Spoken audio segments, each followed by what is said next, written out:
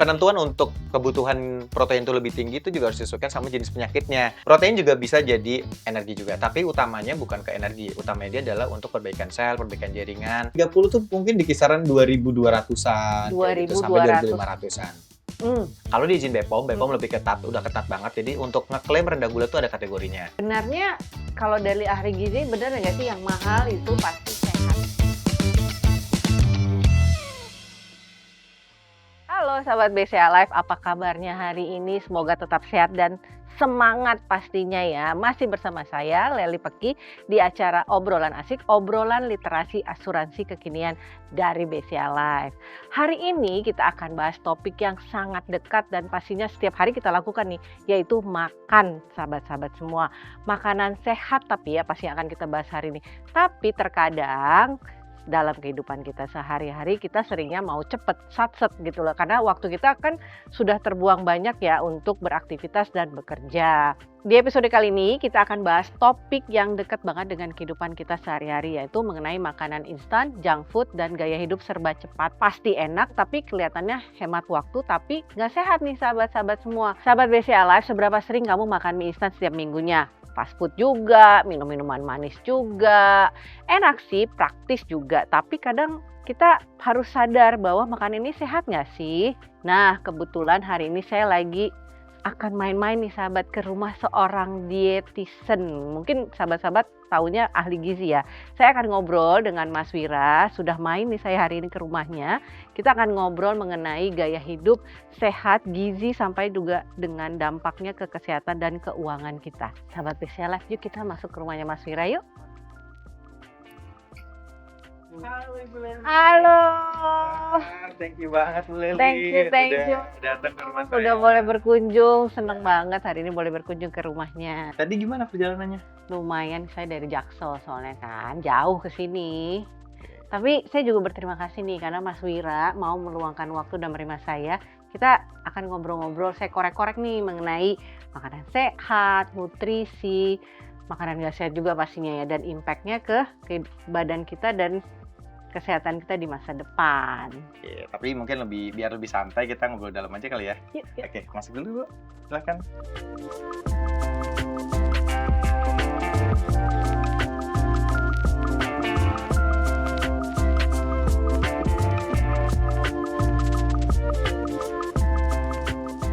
Sahabat BCA Live, sebelum kita ngobrol-ngobrol, mungkin kita kenalan dulu nih sama Mas Wira. Mungkin bisa disapa-sapa sahabat BCA Live, Mas. Oke, halo sahabat BCA Live. Perkenalkan, saya Wira. Saya seorang ahli gizi atau dietitian. Dan saat ini sedang bekerja juga di salah satu perusahaan catering sehat dan catering diet di Indonesia nomor satu.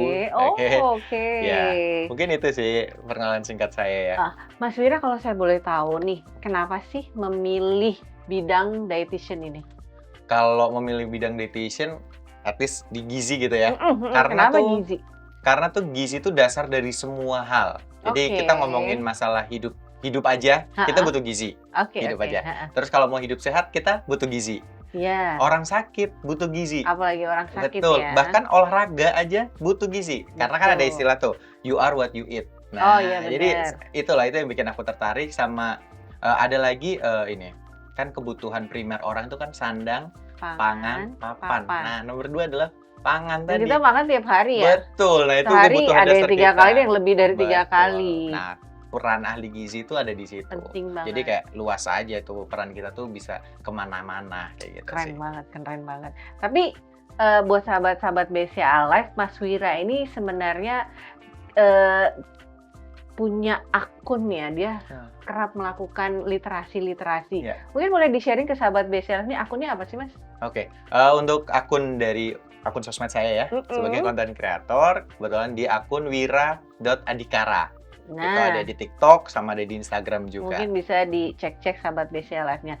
Nah, itu kapan mulai melakukan literasi di sosial media, Mas? Oke. Kalau mulai banget bikin konten yang fokus ke edukasi itu di tahun 2021 akhir. Oh, baru ya, 4 tahun.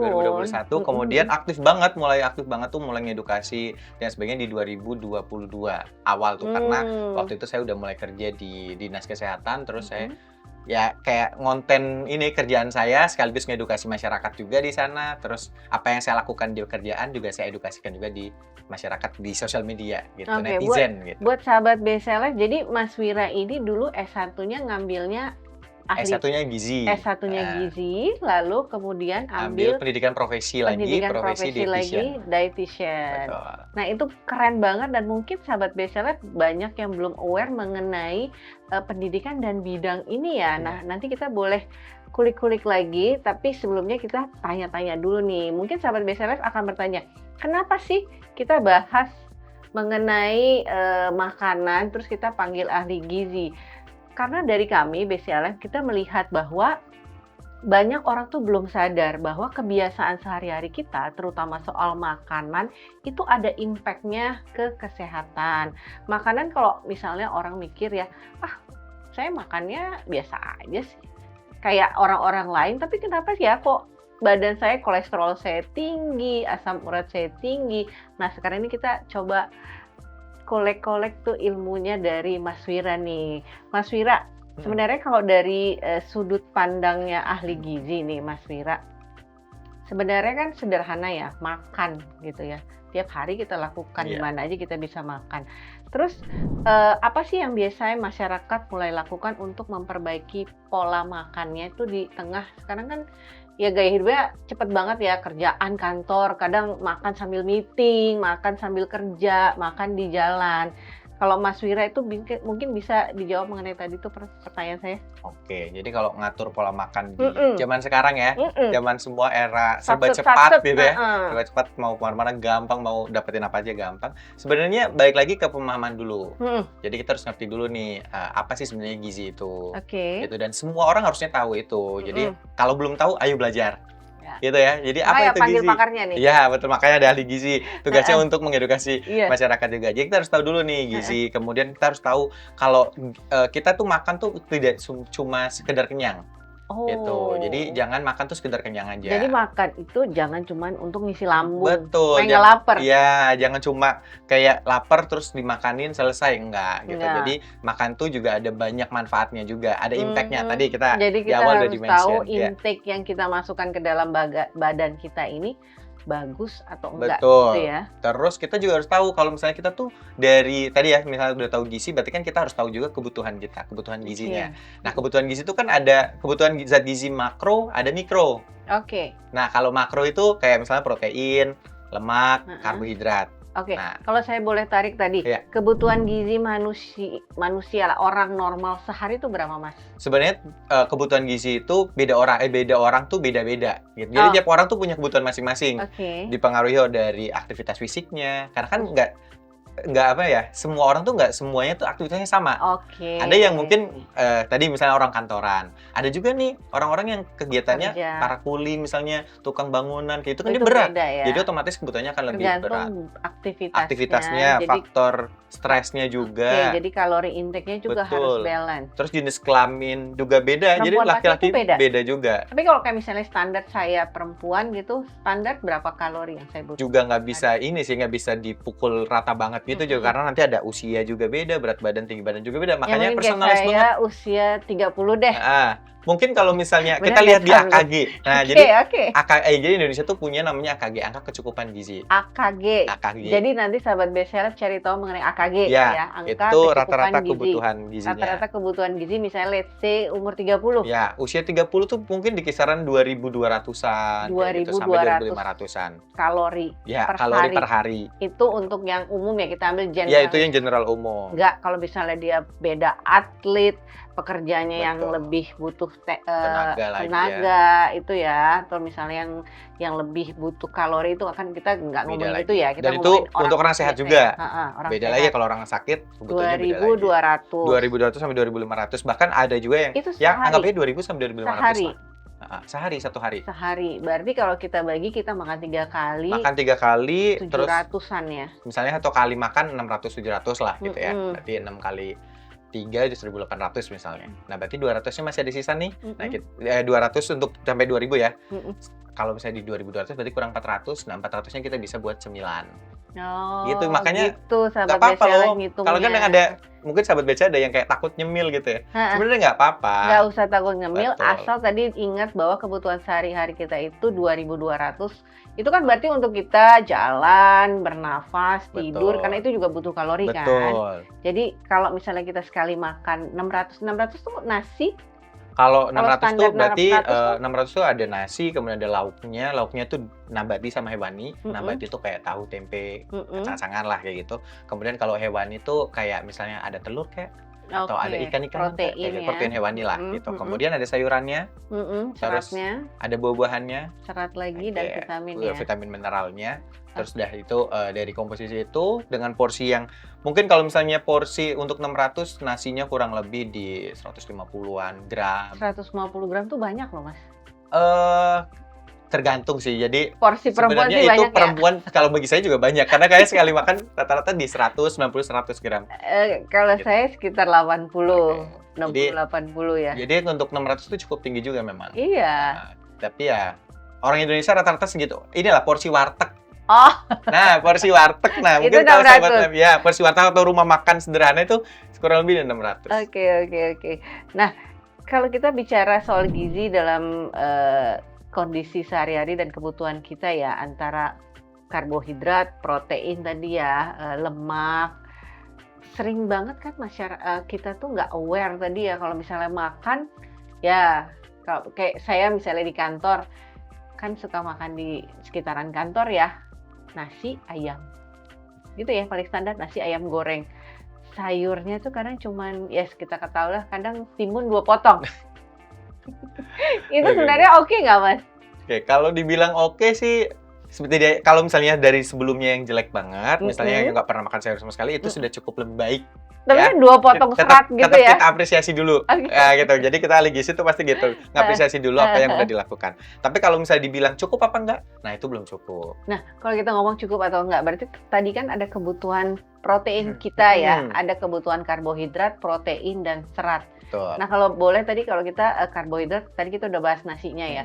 Proteinnya kita berapa gram nih kebutuhannya Oke, tuh? kalau berapa gramnya nanti tergantung sama tadi ya ke total kebutuhan satu hari. Mhm. Jadi sebenarnya kita bisa pakai persentase lah. Kurang lebih 10-15% dari total kebutuhan satu hari itu bisa kita dapatkan dari protein.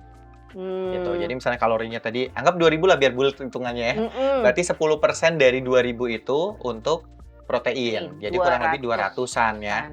200-an kalori itu baru kalori, 200-an kalori untuk protein. Nah, untuk mengubah ke gramnya kita bagi 4. Oke. Karena 1 kalori protein itu 1 gram protein itu 4 kalori.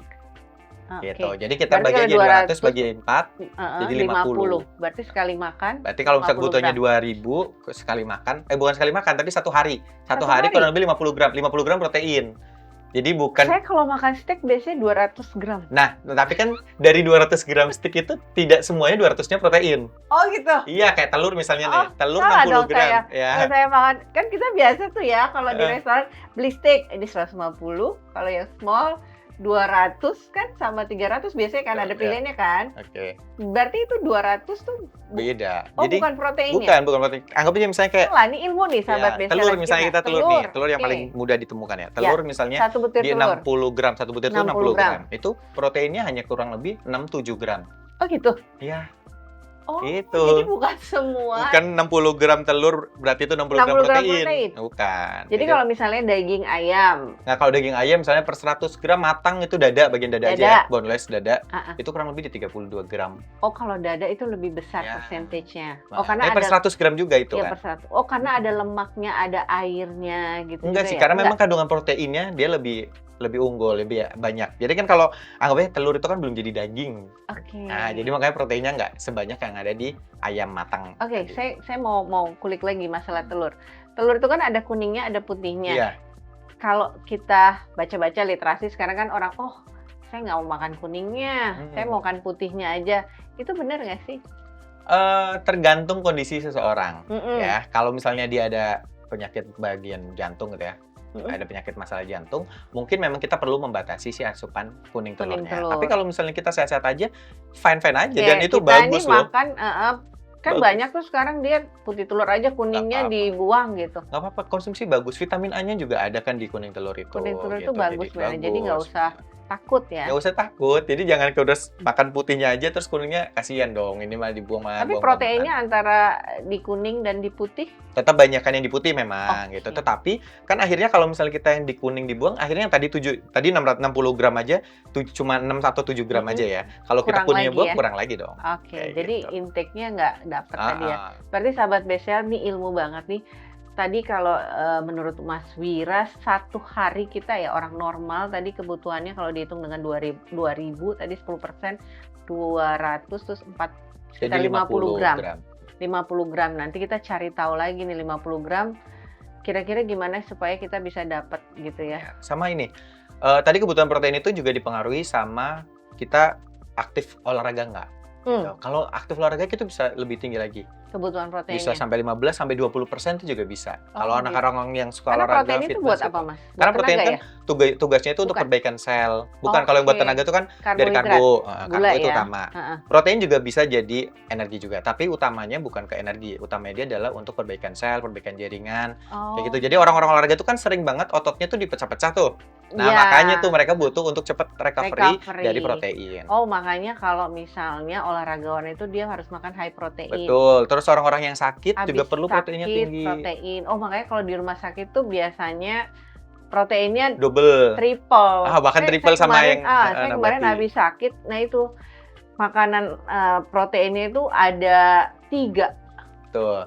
Jadi hewani 2, terus yang nabati 1. Berarti emang harus ngejar Ya, proteinnya. karena kan biasanya orang sakit itu kan jadi ada inflamasi dalam tubuh, Mhm, ada peradangan tuh dalam tubuh. Nah, berarti kan jaringan-jaringannya tuh lagi pada rusak tuh. Hmm. Nah, supaya lebih cepat perbaikan, disokong pakai protein. Jadi sahabat BCL Life, kalau lagi nggak enak badan atau lagi sakit, makannya high protein Nah, ya. tapi harus ini juga sih, harus hati-hati juga karena tidak semua penyakit juga harus high protein. Oh iya. Kalau penyakitnya berkaitan dengan ginjal kan juga harus ada pembatasan protein malah. Oh, Gitu, makanya saran saya sih lebih konsultasi ke dokter dulu. ke ahlinya. Ya, terus ke dokter tuh nanti tanya nih penyakitnya apa, habis itu Oke. nanti akan dirujuk ke ahli gizi. Penentuan untuk kebutuhan protein itu lebih tinggi itu juga harus disesuaikan sama jenis penyakitnya. Karena nggak semua penyakit itu juga kebutuhan proteinnya tinggi. Iya. Kalau penyakitnya penyakit ginjal, nah itu malah ada pembatasan. Oke. Makanya kalau sakit nih, saran saya langsung ke dokter dulu. Nanti dari dokter ketemu diagnosisnya apa, baru Nanti kan konsultasi biasanya ke kalau kita ahli sakit gizi. kan ada dikasih meal plan-nya. sama Betul, nanti dokter ya. konsultasi ke ahli gizi, nanti dikasih tahu diet yang tepat tuh apa. Oke, Kayak gitu. baru dicari tahu Betul. dan dijalankan Betul. pastinya. Nah, kalau udah di rumah sakit itu ada ahli Mm-mm. gizinya, jadi Mm-mm. aman tuh udah diaturin. Iya.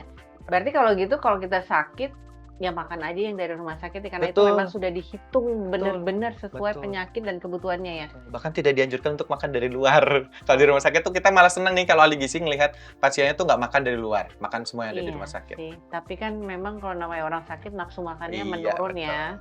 Bisa makan dikit aja udah alhamdulillah Mas. Nah, kita pertanyaan berikutnya Mas. Banyak orang bilang makan sehat itu mahal gitu ya. Sebenarnya kalau dari ahli gizi benar nggak sih yang mahal itu pasti sehat? Sebenarnya itu relatif ya. Jadi ngomong mahal sama enggak tuh tergantung pilihan kita. Mm-mm. Gitu. Jadi makanan sehat itu kan tadi yang penting misalnya ada karbohidrat. Mm-mm. Tuh. Nah, karbohidrat itu kan kita bebas. Boleh nasi, boleh mie, boleh kentang, boleh ubi yang murah-murah nih ya, boleh singkong. Mm-mm. Gitu. Jadi tergantung kita milihnya. Kalau misalnya kita milihnya nasinya shirataki, ya mahal Nasi gitu beras ya. Jepang mahal Nah, ya. berasnya beras yang mahal-mahal ya oke, jadi mahal kan. Tapi kalau misalnya kita mau pilihnya ubi misalnya, lebih murah. Nasi putih, beras putih di Indonesia murah gitu ya.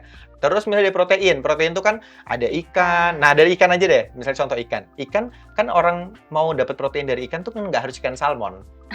Nah, kalau kita pakai ikan salmon jadi mahal. Anak zaman sekarang taunya ikan salmon. Ah, Dia nggak tahu ikan lele. Tapi kalau ikan lele tuh Ikan malah lele murah murah ya? dan dia juga sama-sama Proteinnya ada bagus. protein. Protein juga bagus. Tinggi juga. Tinggi juga. Jadi gitu. ikan tinggian protein ikan atau ayam? Ayam tetap. Kalau Oh, ayam tetap tetap ayam. ayam. Oh, yang paling tinggi proteinnya ayam. Tetap kalau daging itu. Ayam atau daging ayam atau telur ayam? Ayam tetap. Tetap Daging ayam. Oke, Lebih tinggi daging jadi ayam. sahabat BCL kalau mau ngejar high protein, ayam tadi yang disarankan Mas Wira itu dadanya ya. Betul. Oke, jadi kalau makanan mahal itu belum tentu sehat.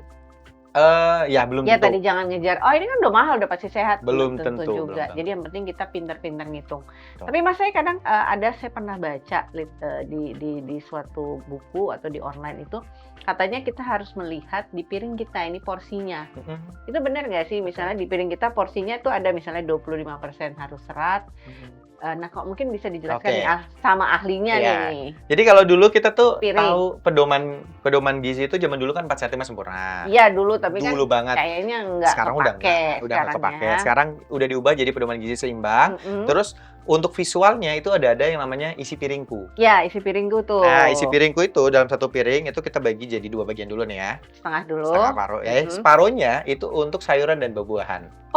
Bukan karbohidrat. Bukan. Salah dong, selama ini kan biasanya karbo tuh setengah. Enggak, bahkan kadang karbo sepiring. Oh, itu nambah nasi tambahan itu. Ya, jadi Oh, berarti separuh setengah, itu untuk sayuran dan buah-buahan. 50%-nya serat, Ya, sayur. sayuran dan buah-buahan, serat, vitamin, mineral itu. Oke, oh buah sudah termasuk dalamnya ya. Ya. Oke. Nah, nanti separuhnya lagi itu Terus untuk lagi? protein sama karbo. Oke. Gitu. Nah, nanti tergantung juga nih isi piringku ada 2 jenis, ada kayak isi piringku yang model Y sama T gitu. Kalau Y, oh berarti Nah, kalau yang gitu untuk Yang orang-orang kecil. biasa, nah nanti proteinnya akan lebih sedikit. Jadi dari separuh itu nanti sepertiganya adalah protein, terus Oke. 2/3-nya adalah karbo. oke. Gitu. Tapi kalau yang orang-orang yang dengan Yang T. kebutuhannya lebih Mm-mm. misalnya orang-orang yang dengan obesitas Mm-mm. gitu atau satu gizinya berlebih gitu, Mm-mm. nanti dari separuh itu kita bagi lagi, Oh, dibagi lagi. dibagi jadi 2. Nah, jadi sama nih posisinya karbo sama proteinnya tuh jumlahnya sama. Oh. Jadi kayak 1/4 piring buat karbo, 1/4 piring buat protein, nanti separohnya untuk sayuran dan buah-buahan. Itu namanya piring model T, makanya disebut model T. Oh, jadi kalau mau misalnya buat yang mau diet tadi piringnya harus model Model T hitungannya boleh, ya. model T boleh Ini kalau. sahabat biasa bukan cari piring model T ya, isi di dalamnya. Ya betul, jadi naroknya gitu buat Naroknya. Jadi kita gampang. harus lihat komposisi antara karbohidrat, protein dan serat. Serat itu sudah termasuk sayur dan sayur dan buah-buahan. buah-buahan, serat dan vitamin mineral. Jadi di dalam piringnya itu komposisinya Y atau komposisinya T. T. Seperti itu. Terus Mas Wira, ini seru banget loh. Saya mau nanya berikutnya nih Mas. Karena kan kita suka makanan instan, junk food gitu ya. Kenapa sih dia dianggap nggak baik? Karena kan banyak gitu ya. Mm-mm. Kalau nggak bagus kok laku, banyak dimakan orang gitu. Oke, kalau ini tuh gimana ya? Dibilang nggak baik, sebenarnya kan nggak semua kita. Jadi kita tuh harus ngelihat juga komposisi gizinya. Tapi memang mayoritas makan makanan instan, kemudian makanan kemasan atau kita biasa sebut UPF, ultra processed food. Oke, Jadi, makanan proses makanan ya. yang ultra proses. Yang prosesnya berulang. Iya, betul. Itu identik dengan tinggi gula, Oh. tinggi garam, tinggi lemak jenuh. Oh gitu. Gitu. Karena kan mereka yang instan-instan berarti kan butuh pengawet.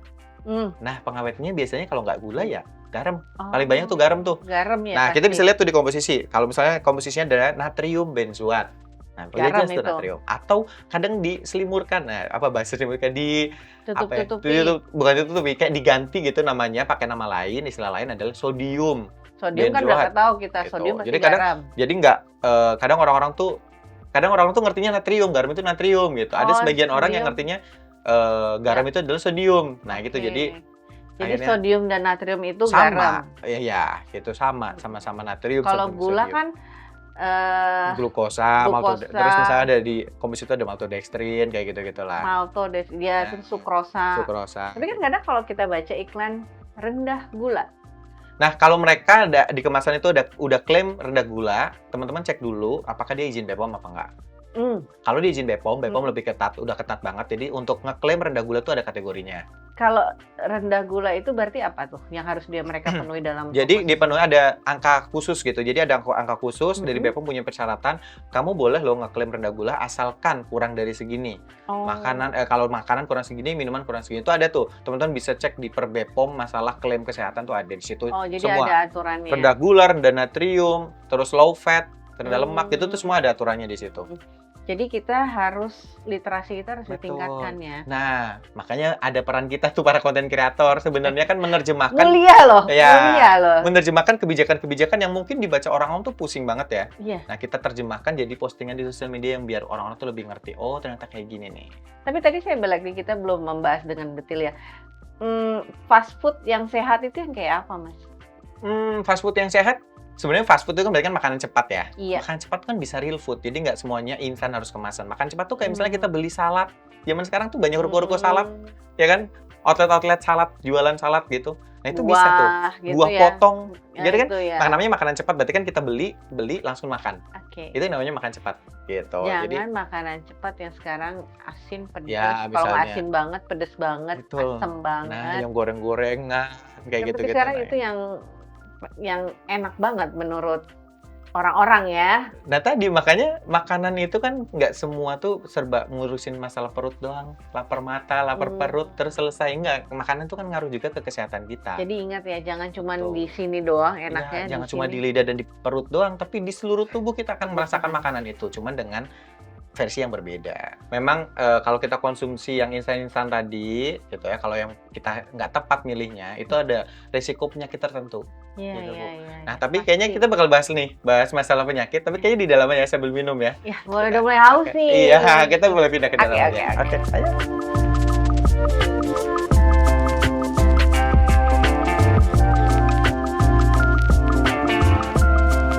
Karena satu kali makan itu udah kurang lebih 100 kalori, ya 70 sampai 100 kalori. Kebiasaan kita makan instan ini jika terus berlanjut, itu kira-kira risiko apa sih yang bisa muncul? Penyakit apa yang paling sering? Kalau memang kita bisa pakai yang real food itu lebih baik.